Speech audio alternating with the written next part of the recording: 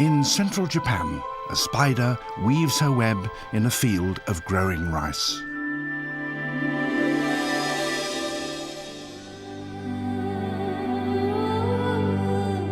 Rice has been a part of Japan for so long that it has shaped the land.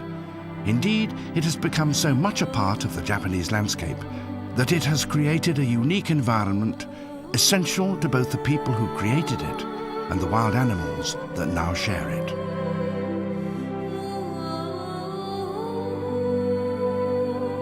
Japan is a country of steep mountains surrounding wide flat plains where people have lived for thousands of years.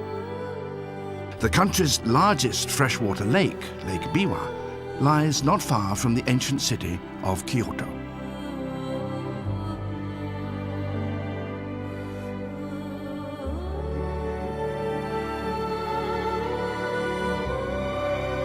The slopes that stretch down towards the lake have been terraced. Rice seedlings need shallow water in which to grow, and the neat, meticulously constructed paddy fields provide just this. Some of them have been cultivated continuously for thousands of years. Alongside them stand patches of woodland, where for centuries the people have found their fuel and their food. This is a land that has been touched by people, yet the people tread lightly upon it. It's a land that has been ruled for centuries by the demands of the rice, yet it's still dominated by the rhythmic cycle of the seasons as they change throughout the year.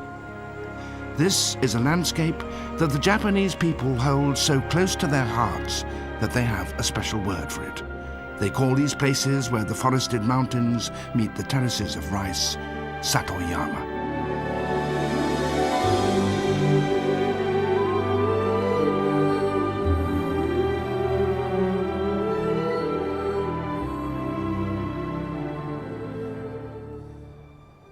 It's April now. The days are lengthening and it's getting warmer. Spring is on its way.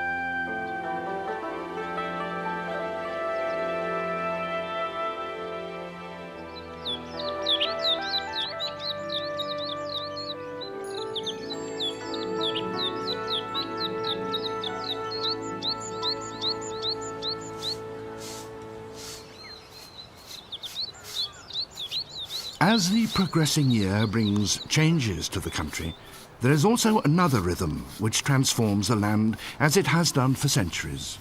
Early in the spring, the dry fields are turned into wetlands.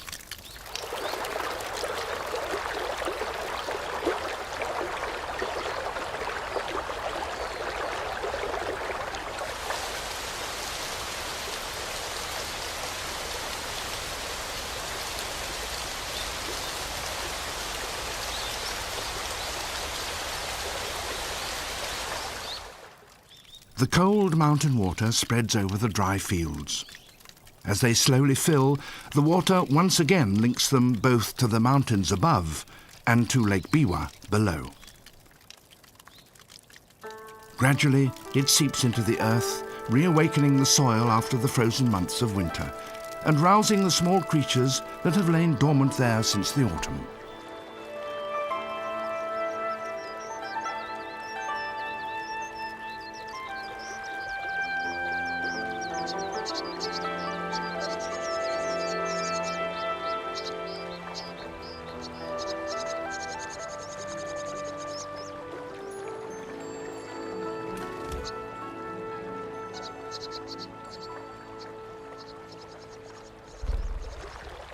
Mountain water is rich in nutrients, so each year its return enhances the fertility of the rice fields.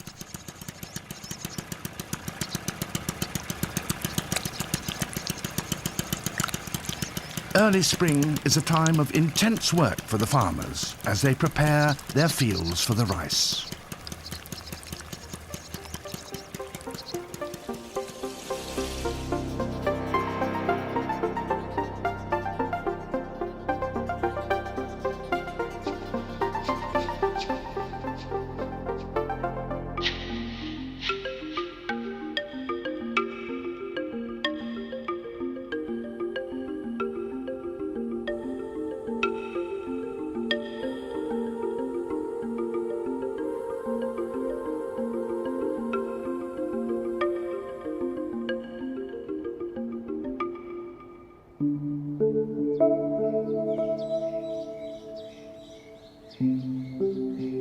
Satoyama is an environment created by human beings, certainly, but it's also one that is in harmony with the natural world that surrounds it. Animals on all sides are awaiting the return of the water.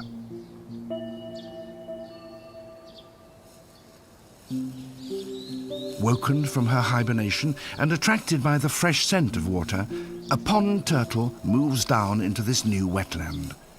Here she will mate, and in a few days' time she will lay her eggs on the terrace banks.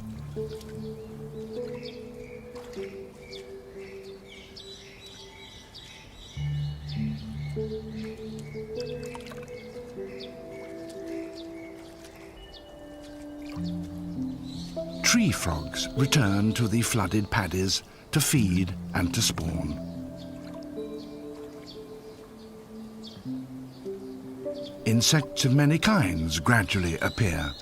Over 1,000 different species of them will eventually find what they need in the rice fields.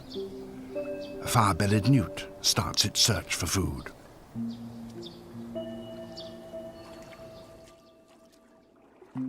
Some creatures have come to the flooded fields from a considerable distance away. Others have been here all through the year. This water scorpion spent the winter months buried in the dry earth. It too has been aroused by the cold mountain water.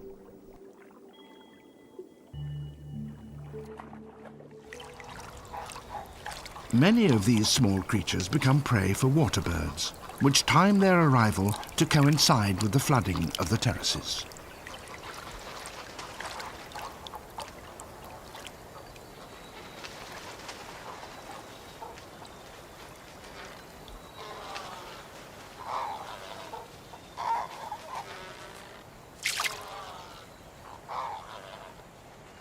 The rhythm of change, from wet to dry and back again, was imposed on this landscape by farmers so long ago that it has now become an integral part of the workings of the natural world.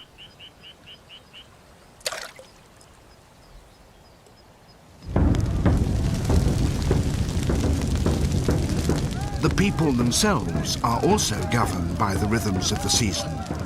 At crucial times, they hold festivals to ask the gods for a healthy crop and a bountiful harvest. They regularly pay their respects to the forces of nature that still control their fields.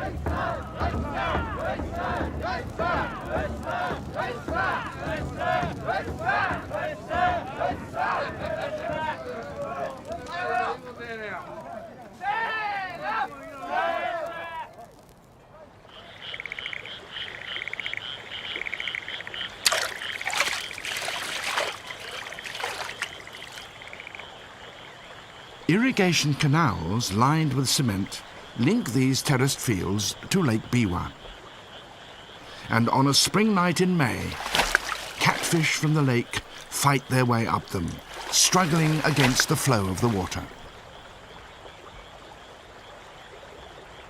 The flooding of the terrace fields, combined with seasonal rain, has created many waterways that lead down to the lake.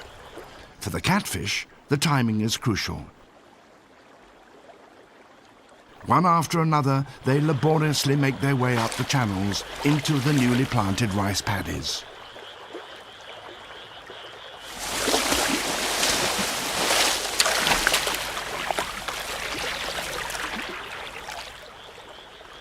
They have spent the winter in the deep waters of the lake, but now they need shallow water and mud in which to lay their eggs. Satoyama provides them with exactly what they want.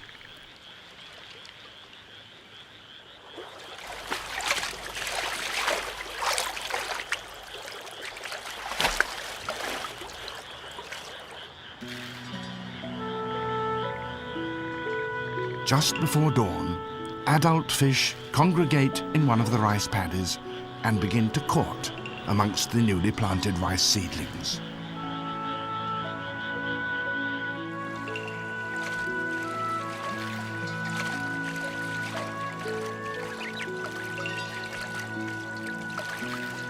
The female is large and heavy with eggs. A male who is smaller follows her, trying to attract her attention.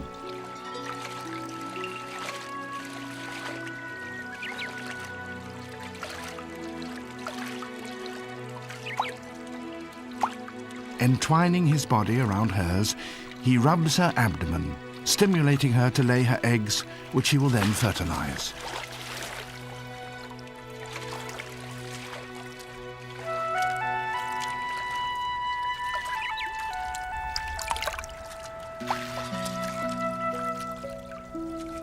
Their coupling is sometimes so vigorous that they often damage the newly planted rice seedlings. But the farmers nonetheless gladly share their fields with such wild creatures as these.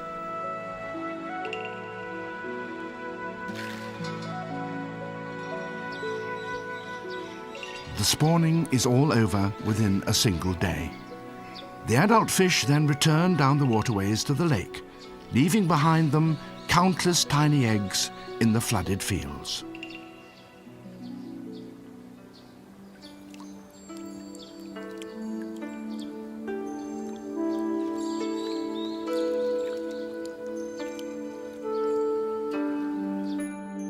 Two days after spawning, the embryonic fish are moving inside the security of their tiny egg capsules.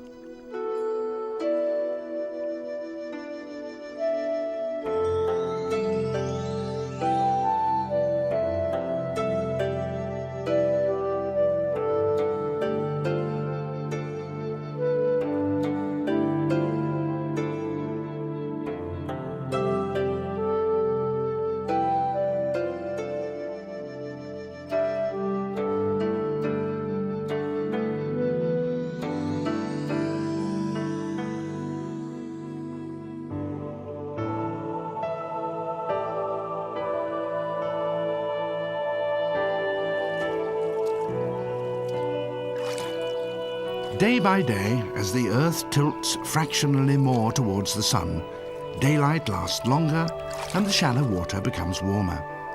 The emergence of the catfish has coincided miraculously with a sudden abundance of food.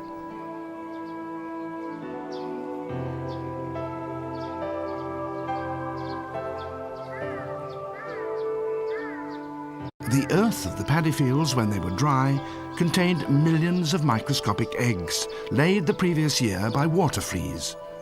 Now that the paddies are flooded once again, these eggs also hatch. So the waters have become rich with food.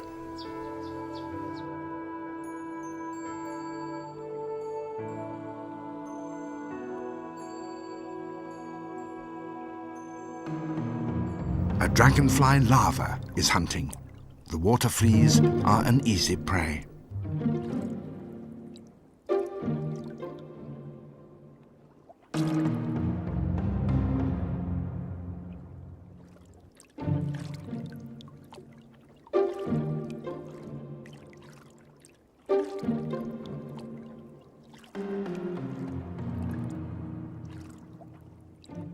The young catfish are also feeding on them and growing quickly.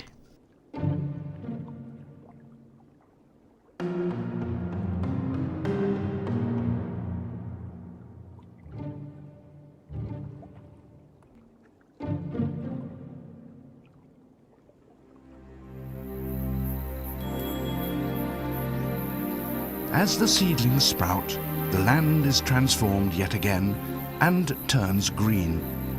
Beneath the surface of the water, The duels between the hunters and the hunted continue. A water stick insect sits poised, waiting for its prey to come within range.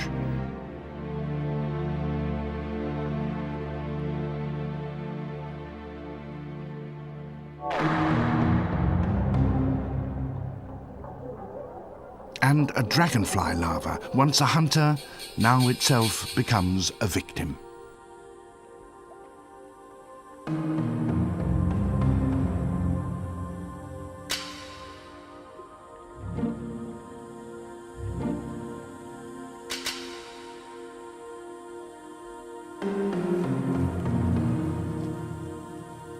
A water scorpion conceals itself in the mud. The young catfish seem totally unaware of the danger that threatens them.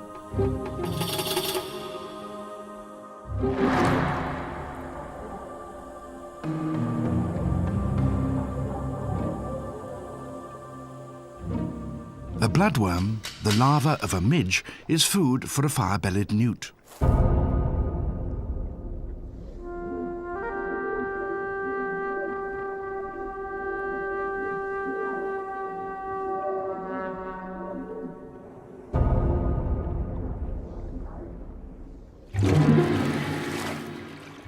The giant water bug is a giant indeed. It's the largest insect in Japan and a formidable hunter.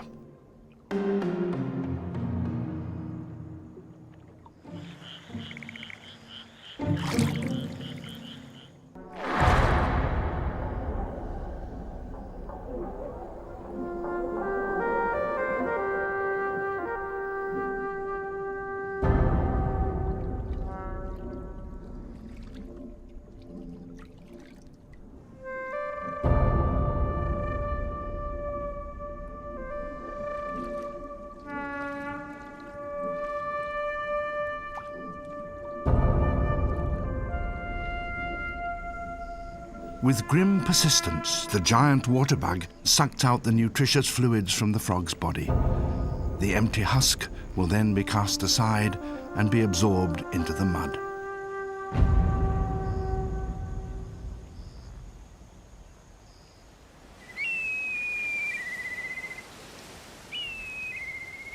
A black kite hunts above one of the small patches of woodland that grow alongside the terraced fields.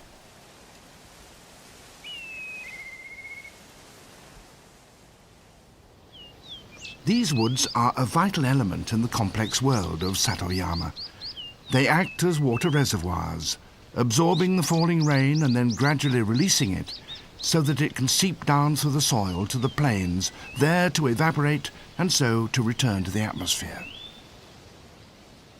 The woods have been used for centuries by the local people who come here to forage for food, to gather firewood and to make charcoal. Many of the oaks have strange, multiple trunks. This is because they've been used by the people to grow a delicacy that is much relished by Japanese gourmets.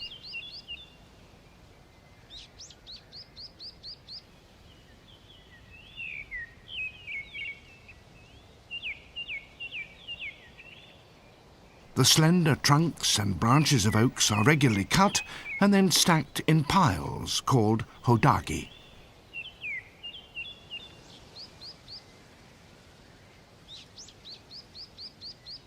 They are then left for about a month to dry out.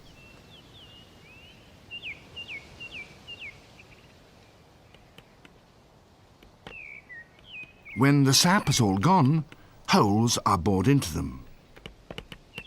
Plugs made of a mixture of sawdust and mushroom spawn are then hammered into each hole and sealed with a plug of wood.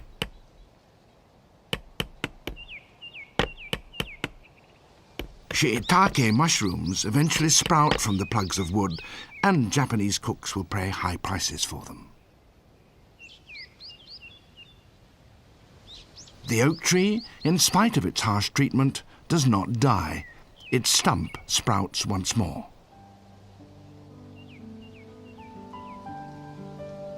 It will not be cropped again for 18 years or so.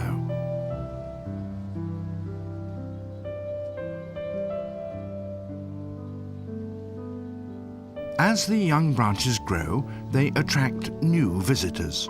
Longicorn beetles come to drink their sap.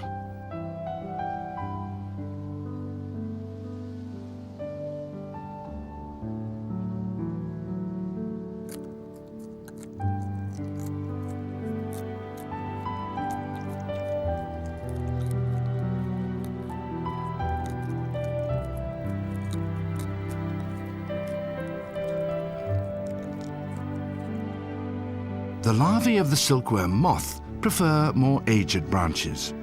Having fed on the leaves, they spin their cocoons.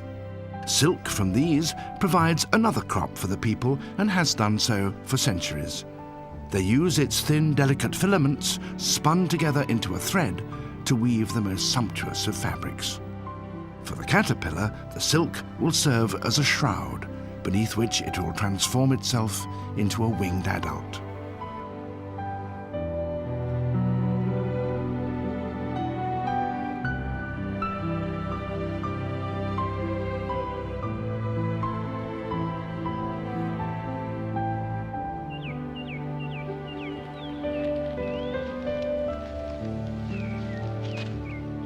So the long rhythms of the forest repeat themselves. After 5 years, the hodagi logs are exhausted and of no further use for growing mushrooms, so they're dumped and left to rot.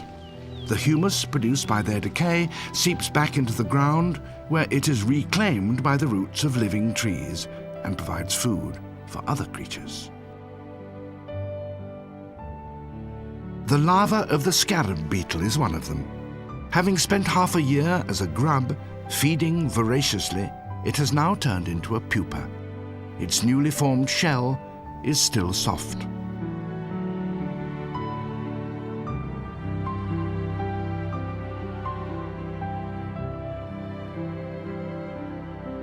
In Japanese, this insect is called kabutomushi, as the shape of its head reminds people of the war helmet worn by the samurai, and the plates of its body of the armor of those ancient warriors of medieval Japan.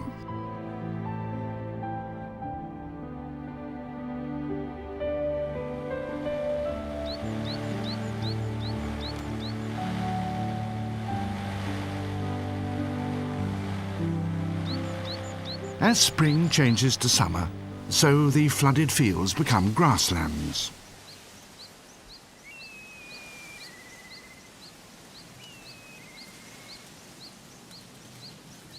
This is the time when the giant water bug lays its eggs. The female produces as many as 80 in one patch. Having done so, she abandons them. But the male remains on guard and stays with them for over a week.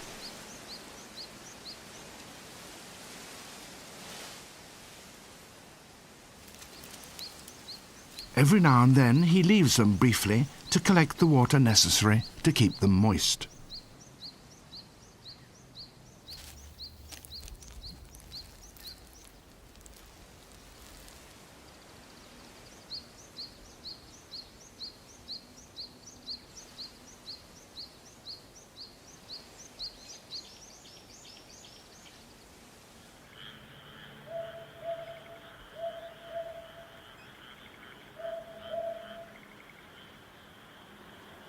One week later, in the middle of the night, the giant water bugs begin to hatch.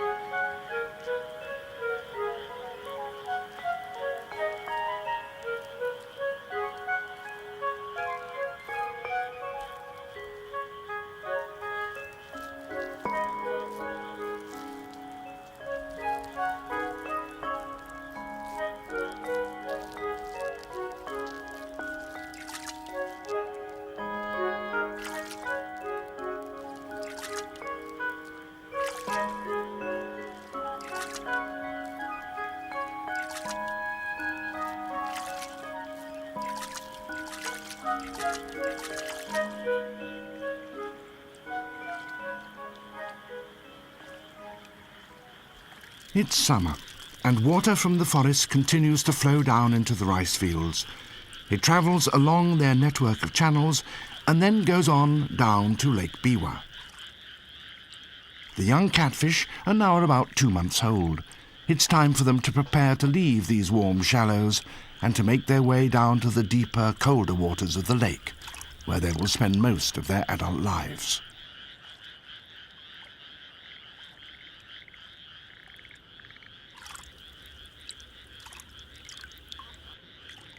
Their parents came up through the farmers' waterways to reach these rice fields. Now their offspring use the same channels to take them down to the lake. Without the work of the farmers and the methods they've developed to grow their rice, the catfish of Lake Biwa would not have these extensive nurseries.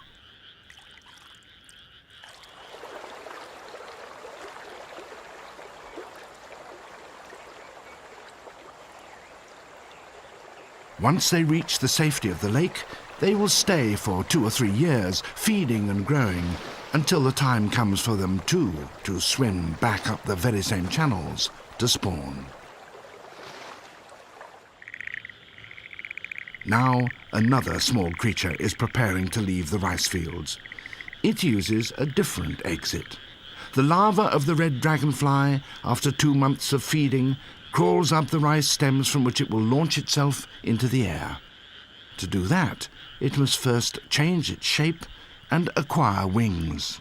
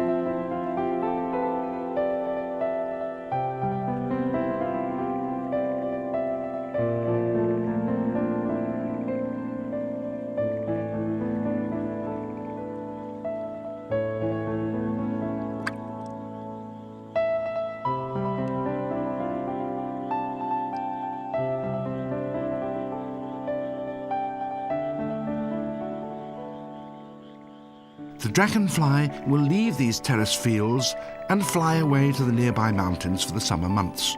So it forms a link between the world of Satoyama, the cultivated land, and the wilderness that surrounds it.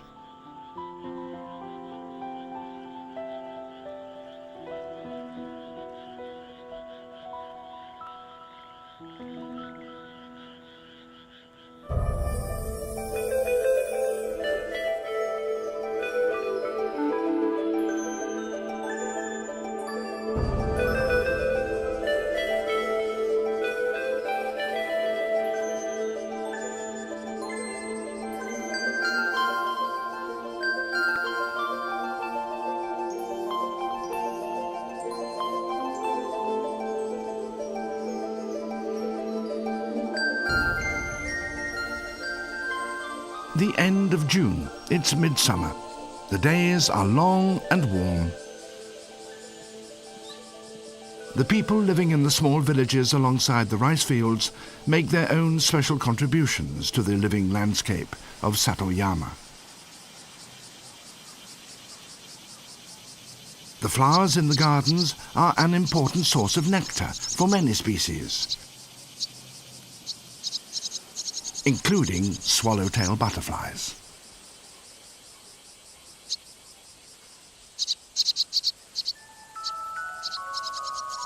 In a corner of a village garden, a large spider waits on its web.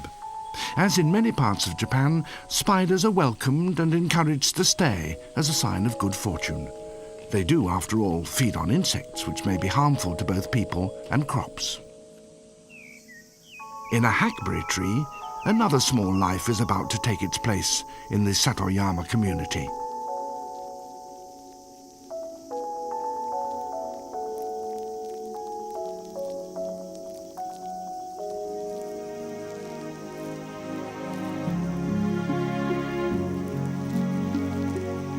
This is Japan's national butterfly, called O Murasaki.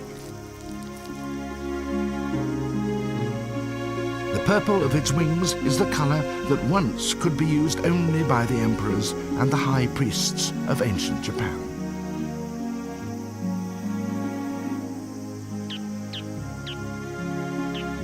In its caterpillar stage, it lives only on these hackberry trees. As an adult, it will fly away to feed on the sap of trees in the woodlands.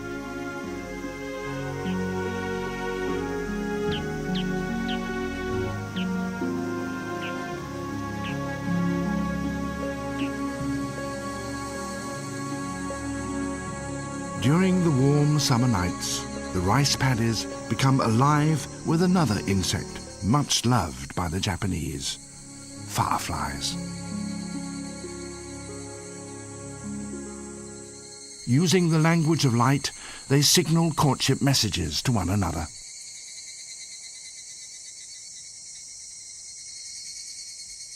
Their adult lives are brief, a mere 7 days or so.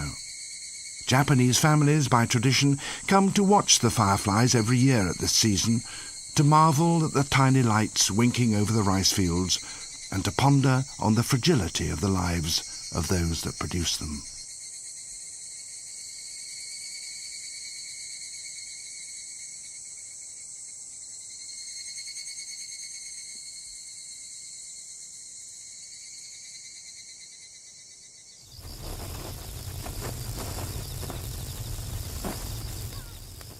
Fireworks are a special treat on these summer evenings. In a corner of the garden, behind the children and their fireworks, another life is undergoing dramatic change. For 7 years, this cicada has remained underground. Now it's emerging to spend the last few days of its life as a winged creature in urgent search of a mate. There are many species of cicada in Japan. Each has its own characteristic song, and each is a reminder to the people of another stage in the passing seasons.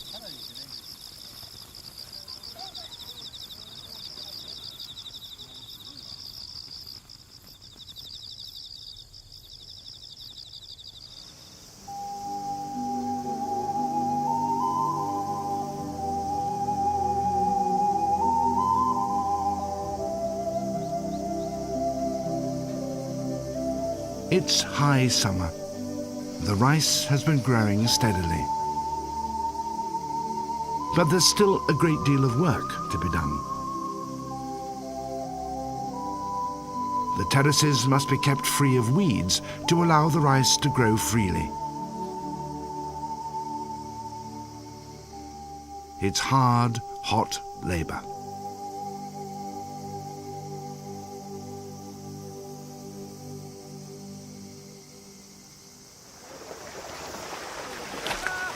The farmers wade out into the shallow ponds that adjoin their rice fields. These man-made reservoirs hold water throughout the year, and the people stock them with carp. Now that harvest can also be gathered. They have their own special devices with which to collect it.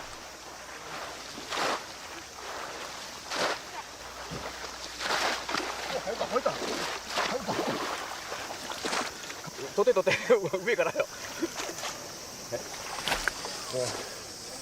あ、無理ですよ。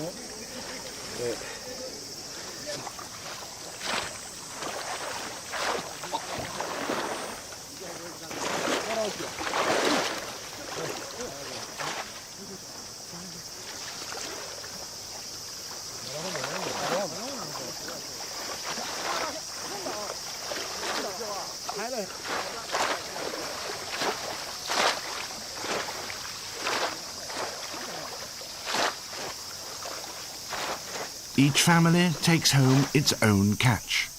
It's an annual seasonal feast that everyone enjoys.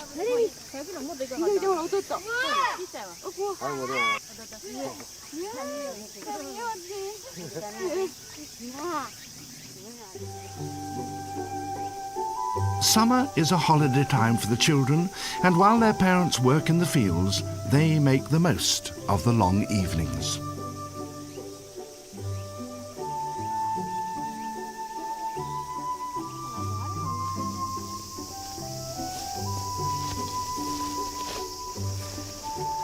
The pleasure and fascination that so many Japanese find in insects shows itself early in life.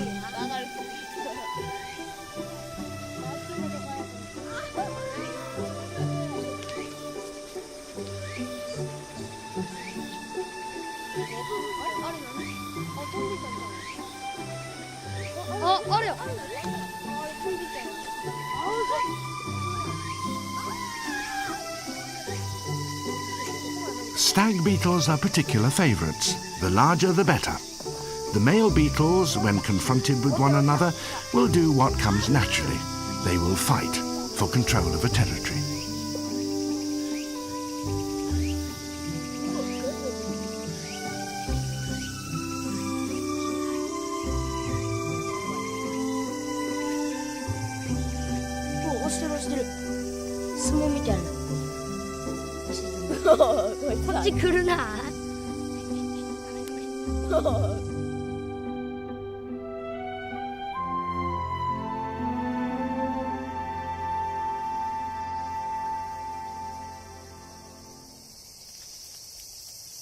A scarab beetle has emerged from under its pile of hodagi logs. As night begins to fall, it climbs out to look for the sap it feeds on. Through the night, battles will be fought and lost as each beetle strives for the control of the best places. And it's not just that they themselves want the sap. Good feeding spots also attract females. So, like the samurai they so resemble, they do battle.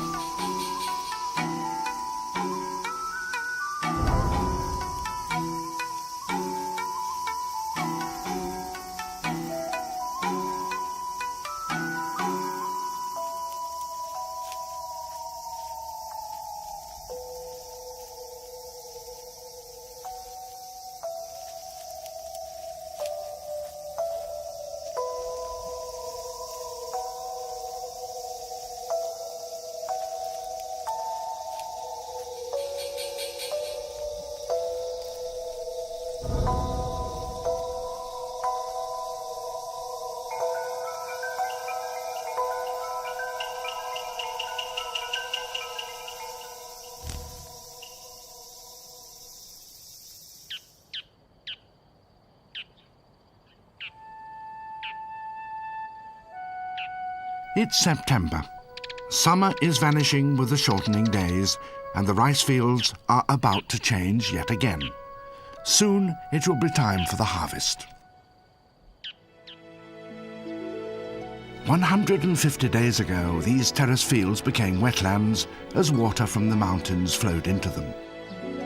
Since then, they have been slowly changing in time with the seasons. As each field was transformed, different species arrived, some swimming, some flying, to take advantage of the changing scene.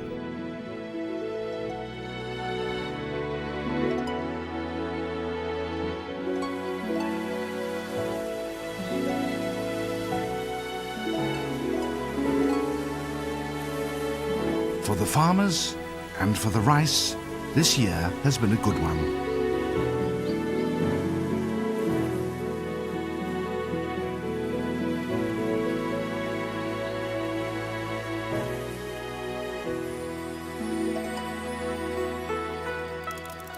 the red dragonfly returns from the mountains to the land where it hatched.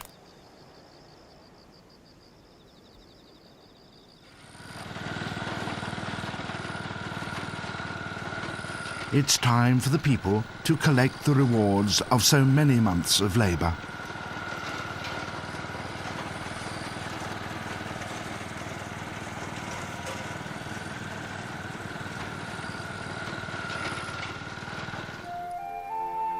As the rice dries in the autumn sun, the air is full of the scent of hay. There is now no place here for the giant water bug.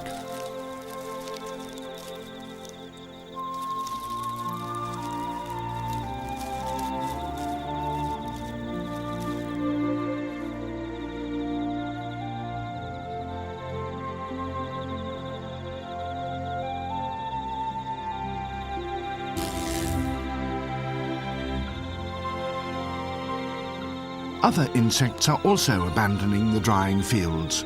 They take to the wing and fly away in search of the water that they still need.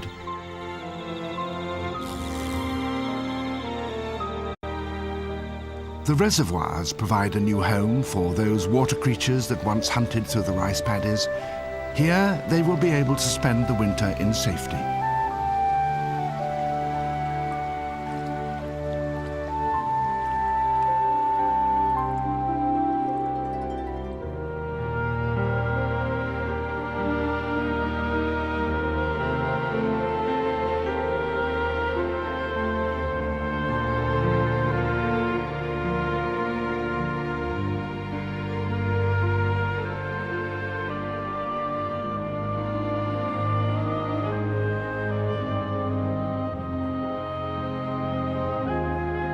As the land changes colour and the autumn leaves fall to the ground, the pace of life slows.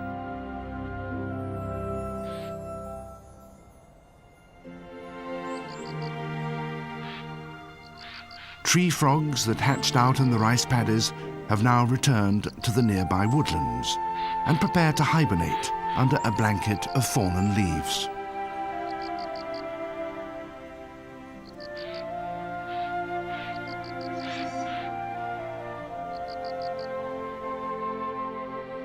Before the very last puddles disappear from the harvested fields, there is one final act of creation. In a ritual courtship flight, the red dragonflies mate. The male clasps the female, and she repeatedly dips the tip of her abdomen into the puddles, depositing her eggs.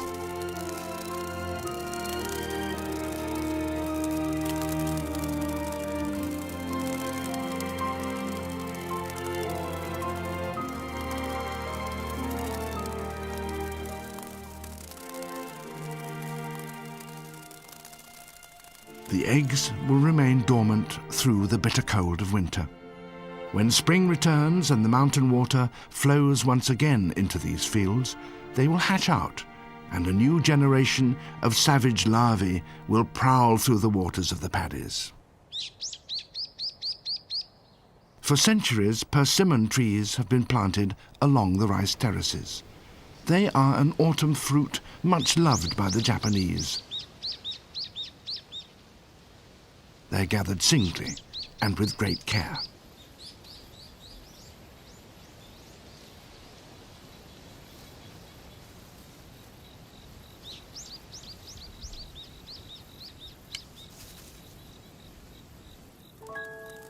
The persimmon trees are essential for the many damselflies that now gather around their branches overhanging the rice paddies.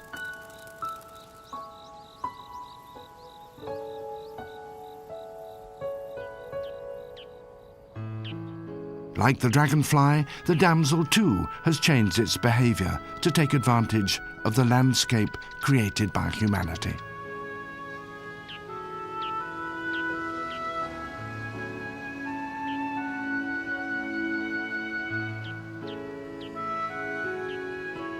The damselflies lay on these branches, twisting their ovipositors so that their eggs will be placed in safety beneath the bark.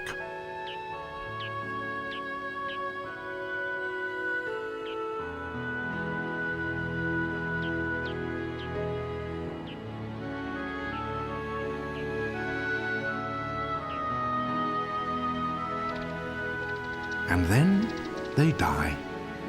When spring comes and the rice paddies fill once again, the damselfly larvae will drop directly into the waters.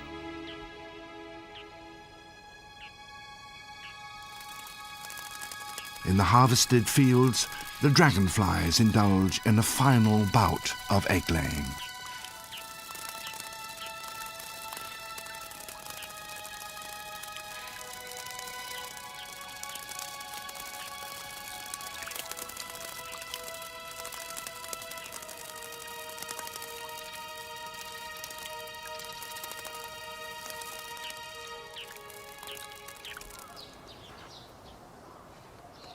The skinned persimmon fruits are neatly hung by the farmers' houses. These, carefully dried, used to be a valuable winter food for the people of Satoyama, and also a source of much-needed cash.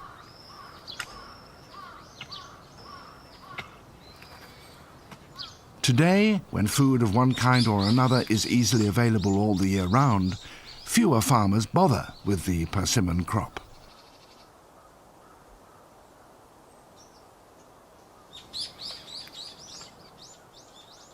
Even so, the appearance of the drying fruit, so carefully placed on their racks, is recognized by all Japanese as a sign that winter is fast approaching.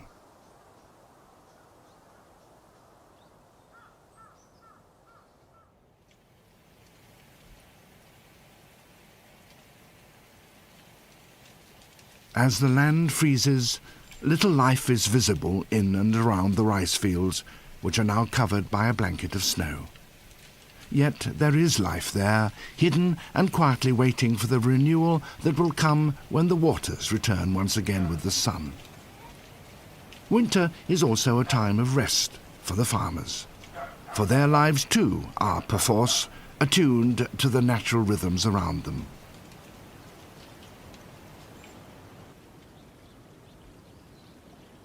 At the edge of this rice field, a small natural spring bubbles out from the ground. It will remain unfrozen throughout the winter, and at its edge the local people place floral offerings to the gods for this gift.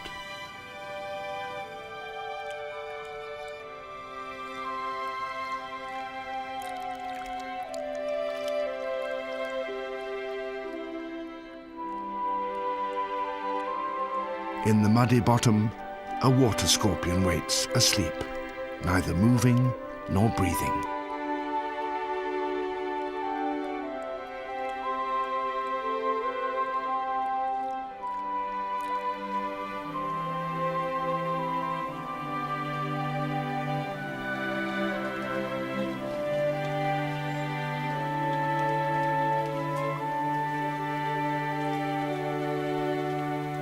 Winter settles in. On the edge of a frozen rice paddy, a farmer's hut stands deserted.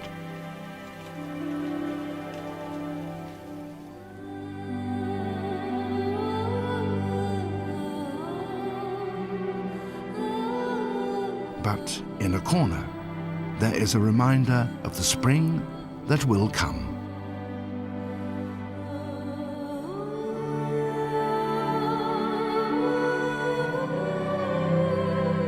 Chrysalis of a cabbage butterfly.